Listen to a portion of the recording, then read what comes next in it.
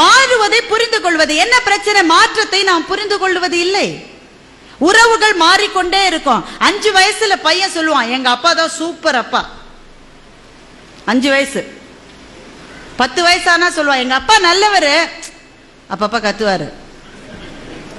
15 வயசுல சொல்லுவான், அம்மாவை கூப்பிட்டு, உன் வீட்டுக்காரர்கிட்ட சொல்லிடுமா, அப்பப்ப என் ரூட்ல வராரு, மரியாதையா இருக்காரு.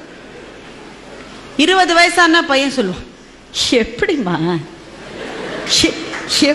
இந்த ஆளை போய் நீ கல்யாணம் பண்ணிட்ட? அப்படின்னா பையனுக்கு 20 வயசுன்னு அர்த்தம்.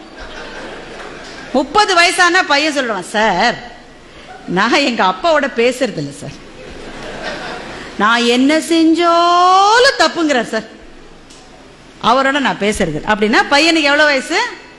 30 வயசு.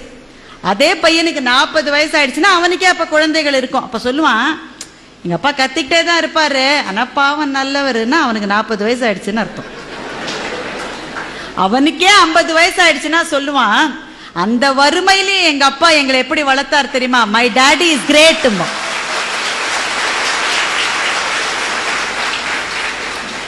எங்க அப்பா கிரேட்னு 5 வயசுல சொன்னது சார், திரும்பி வரதுக்கு 45 வருஷம் ஆயிருக்கு பாருங்க. இதுதான் மாற்றம்.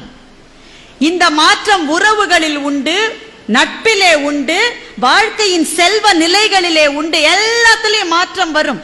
எந்த மாற்றம் வந்தாலும் நான் தொடர்ந்து பயணிப்பேன் யார் நிற்கிறார்களோ அவர்களுக்கு சோர்வு வருவதில்லை.